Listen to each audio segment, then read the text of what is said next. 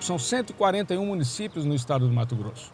Em todos eles você tem um prédio, vários veículos, vários engenheiros agrônomos, vários veterinários, vários técnicos agrícolas e muito veículo para fazer a vigilância da saúde desse boi, a vigilância da saúde da soja, da saúde do algodão, enquanto que para cuidar da vigilância da saúde do trabalhador e da saúde do ambiente, você tem uma estrutura mínima, ínfima, e na maioria dos municípios, na maioria dos 141 municípios, tem apenas 6 municípios que implantou o que a gente chama assim, o Programa de Saúde do Trabalhador.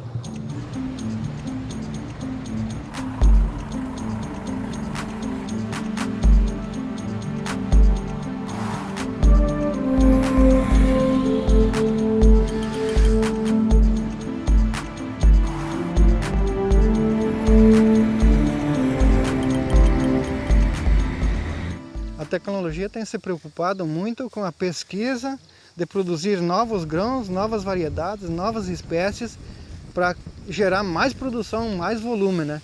E a saúde tem ficado para trás.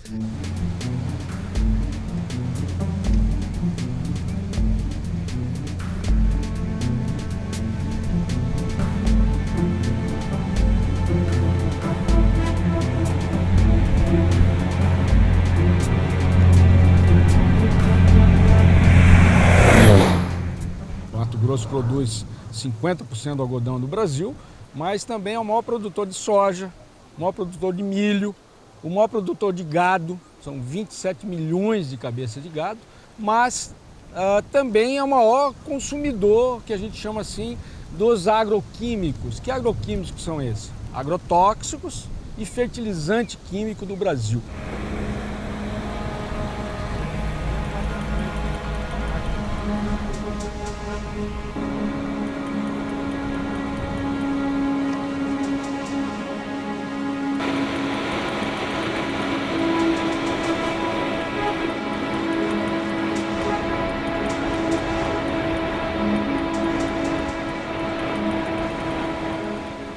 Eu cheguei há 20 anos atrás, isso aqui era praticamente tudo cerado ainda, né? Tudo que você vê hoje que são lavouras eram cerados que estavam sendo abertos e tornando próprio para a lavoura mecanizada, né?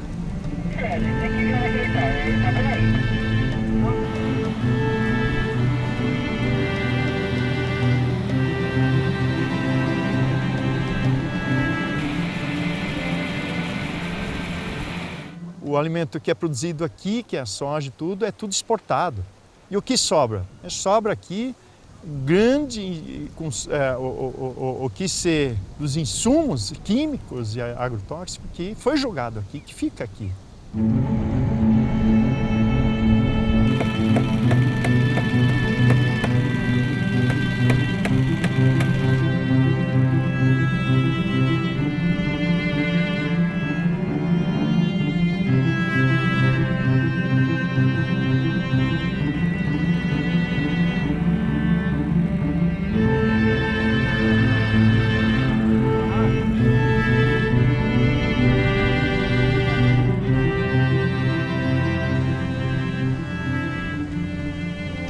Esse campo de aviação agrícola com aquelas monte de frascos lá são agrotóxicos, né?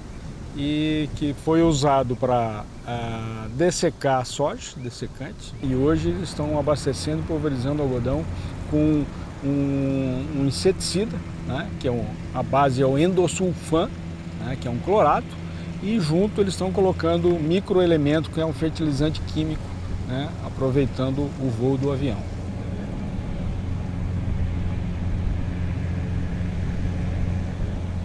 Quer dizer, é uma linha, se tira a soja, se planta o algodão e os dois usam bastante agrotóxico. Mas nós, preocupados com a saúde pública, com a saúde em geral, né, nós temos que perguntar aonde que foi parar os milhões de litros de agrotóxico que estavam dentro desses milhões de vasilhames que estão aqui. Um outro perigo com a retirada do cerrado, dos biomas que existiam, com certeza milhares de espécies animais, insetos, pássaros, coisas deixarão de existir. E quebra toda uma cadeia que era da natureza e que mantinha tudo em equilíbrio.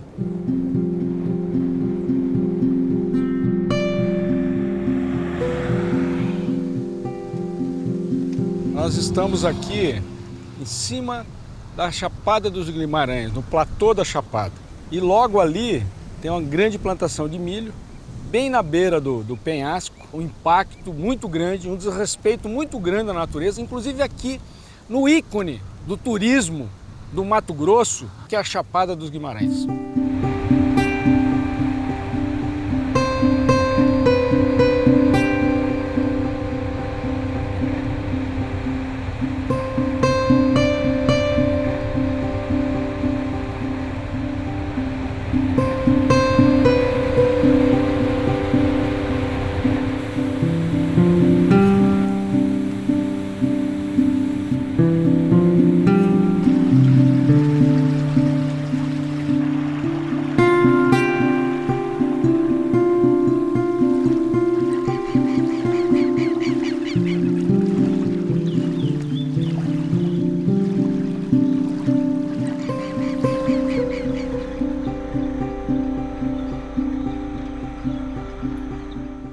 Essa estrada aqui separa dois sistemas de produção e duas classes de produtores. Nós temos a classe do agronegócio, são grandes produtores. Aqui à minha direita está uma lavoura de milho.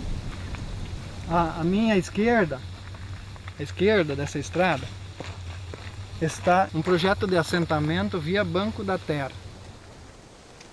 Nós temos aqui uma estrada que tem 4 metros de largura, né? Quando o pulverizador passa, pulverizando o lado direito a lavoura de milho aqui do nosso companheiro, nosso vizinho, o vento ajudando um pouquinho, ele já passa para o nosso lado, que é para o lado que a gente tem as culturas. Então, com certeza nós jamais conseguiremos um selo orgânico. Não porque a gente use o produto ou não use produto químico, mas pela deriva, pelos produtos químicos que estão nas lavouras vizinhas e que caem pela lavoura ou pelas chácaras onde que se produz hortaliças.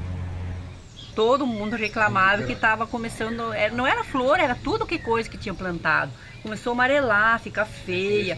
Daí que foram descobrir, começaram a pesquisar que foi um avião que passou, que largou esse coisa de veneno, né?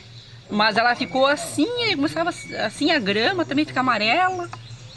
E daí parecia que estava secando tudo, sabe?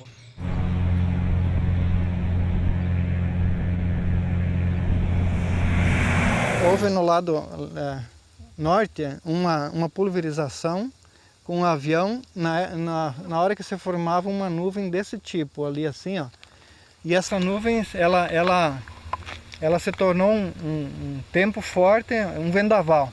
E esse vendaval trouxe daquela, mais ou menos de 15, 20 quilômetros de distância, o veneno que estava sendo pulverizado trouxe e largou sobre a cidade, andou mais 40 quilômetros de onde estava sendo pulverizado. Era o paraquat, né? Estava sendo dessecado as lavouras. Esse produto contaminou, matou plantas na cidade, intoxicou pessoas. Fizemos pesquisas, né, com nossos alunos e professores em nascentes que estão contaminadas, em poços artesianos da cidade que também estão contaminadas. E o objetivo desse trabalho, a gente está conscientizando a comunidade sobre a problemática do agrotóxico, que continua sendo usado em grande escala em nosso município, sem muito controle de toxicidade, né, desses produtos que são utilizados.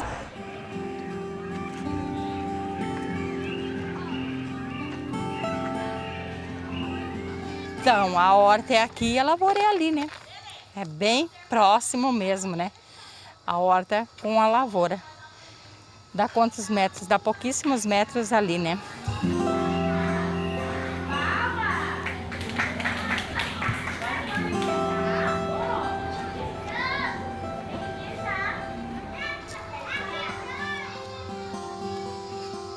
O poço é aqui, ó. A gente acompanhou 10 poços artesianos durante 2 anos em Lucas do Rio Verde e 10 poços artesianos em Campo Verde, né? Fazendo análise do resíduo de agrotóxicos desses poços. Então todos os poços, os 10 e 10, os 20 poços contaminados, vamos dizer assim, por agrotóxicos. Nós temos um campo de aviação logo aqui adiante e esses aviões, eles passam por cima da comunidade. Constantemente nas épocas de estar pulverizando lavoura, eles passam por cima, mesmo que eles não estão passando próximo, mas eles estão passando por cima. Os poços que mais deram contaminação foram os poços da zona rural e na cidade foi os poços do aeroporto. E a lavagem, como a gente viu aqui, não tem nenhum sistema de contenção da água, de purificação dessa água. Isso vai infiltrando no lençol freático, né? E vai sair no poço. E o poço daqui, ele está bastante contaminado, principalmente com endosulfan e futriafol. O endosulfan, né, que é um inseticida, ele é um organoclorado, que ele está proibido na União Europeia, nos Estados Unidos, no Canadá, já desde 85, né? E a China acaba de proibir tem 2 anos atrás, né? Então, e ele é permitido o uso dele no Brasil. É um agrotóxico bastante preocupante. Ele evapora e ele vai condensar na chuva e depois ele desce.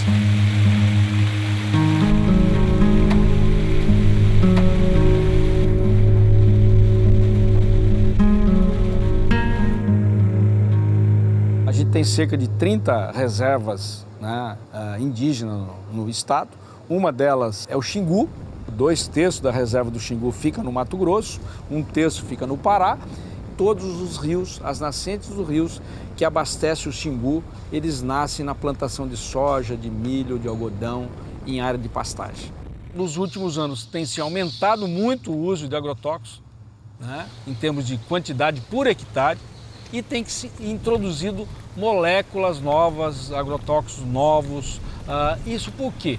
As lagartas, né, que comem tanto o algodão, como o milho, né, como a soja, têm aumentado a resistência, e alguns agrotóxicos que mais utilizados, como por exemplo o endosulfan e o metamidofós, que é o tamaron, ele não tem mais surtido efeito sobre essas lagartas. E aí o que se faz? Primeiro, se aumenta a quantidade e atualmente se coloca agrotóxicos mais tóxicos ainda.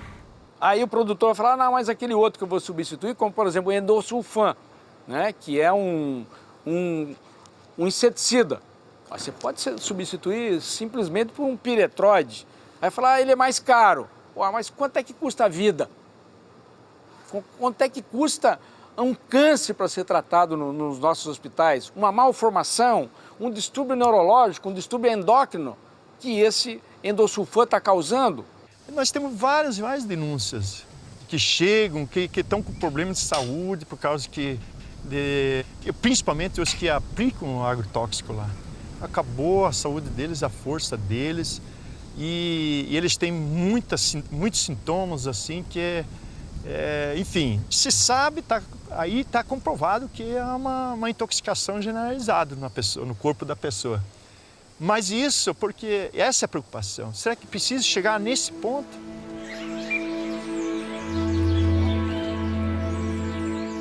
Eu moro aqui na fazenda, mas trabalho na cidade de vigia, né? Não é todas as noites, é 3 vezes por semana só, né? Que é o único serviço que eu consegui arrumar, né? Depois de 2 anos parado, consegui arrumar esse serviço. E por que você ficou parado? Porque eu sofri uma intoxicação com veneno, né? Eu era o dosador, né? E eu que fazia as misturas, né? E daí tinha o meu irmão que passava, né? Só que nem eu falei, na primeira semana, pra misturar o veneno, eu tinha máscara, tinha EPI. Depois que acabou, eu fazia sem máscara, sem nada. Eu tampava o nariz, tampava a boca, né? Tampava a respiração pra mexer aquele veneno, né? Ele teria que estar usando justamente o mais importante, que é um respirador químico, um filtro, porque ele está preparando a cauda. E é justamente nesse momento que mais causa problemas no trabalhador. Principalmente o endosulfan que ele está manipulando ali, ele é cancerígeno, teratogênico, neurotóxico. Falei pro colega meu, eu tô passando mal, né? E ele pegou o telefone e ligou pro gerente, né? Só que eu lembro. Disse que eu caí e já comecei a tremer tudo no chão lá, né? Daí eu vim pro Hospital São Lucas, aqui na cidade, né? Só que daí eu fui encaminhado pra Sorriso, na UTI. Lá eu fiquei 15 dias internado. Eu saí numa terça-feira da UTI, né? Lá em Sorriso. Vim direto pra casa. Daí eu direto pra casa. Eu cheguei em casa na primeira noite, passei mal. Pensei que ia morrer naquela noite mesmo. Me deu uma falta de ar, umas coisas tão ruins que nem sei como explicar. O médico deu vitamina, só que ele pensou que era fraqueza nas pernas, né? Até que chegasse o resultado do exame, entendeu? Daí quando chegou o resultado do exame, ele olhou. Ele falou, não, isso aqui não é fraqueza nas pernas, não. O teu caso é bem mais complicado. O teu caso, tu vai arcar por quase o resto da vida, ele falou. Só eu e Deus, porque olha, não sei se a sua religião, qual é a sua, né? Mas eu acompanhei, olha, novenas e novenas do Padre Reginaldo. Muitas vezes de joelho ali, que eu não posso me ajoelhar. Pedi que Deus desse um emprego pra ele. Porque quantas vezes ele foi em tantos lugares, a porta se bateu na cara dele. Porque o que ele ia fazer se ele não trepar em cima do maquinário, ele não consegue fazer uma coisa, né? Trepar alto não dá, uma coisa não dá. Até no hospital ele tinha meio conseguido um serviço, mas depois disseram, como é que ele vai ajudar a carregar uma maca com as pernas desse jeito, né? Então foi difícil. Foi difícil até. Daí tá sendo ainda, né? Porque ele também tem um filho pra cuidar também, né? É complicado. Esse aqui é o laudo médico, né? Esse aqui é o laudo médico, mas quando eu tinha entrado no hospital, né? Dia 30 de maio de 2008. E aqui consta, ó, inalação, inalação. Está faltando a gente fazer alguns pactos em relação a isso, que a sociedade precisa fazer, que é justamente o controle social sobre essa questão do agrotóxico. As matas ciliares não se obedece à legislação, o Código Florestal, o Código da Água. Por quê? Se desmatam até a beira das nascentes. Então, como que se faz um controle social, né, dentro da política de saúde do trabalhador? Procurando todos os envolvidos, procurando a sociedade civil organizada, procurando sindicatos, procurando associações, igrejas, né? Procurando as escolas. E a escola deve ser o centro que vai fomentar essas mudanças, que vai fazer esse diálogo, essa interlocução, né, com os movimentos sociais, com os agricultores, né, com os fazendeiros e buscar alternativas para superar essas dificuldades.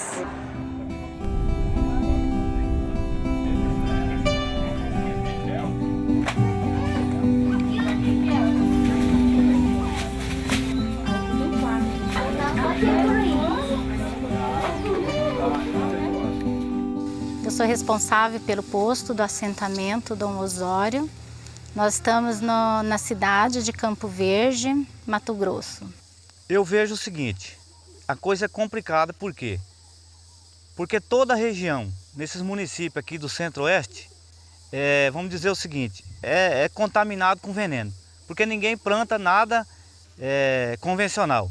Na verdade, as plantas são quase todas transgênicas, porque aí o que acontece? É limpado tudo no veneno. De primeiro você plantava uma lavoura de algodão, você passava, você via 200, 300 homens carpindo.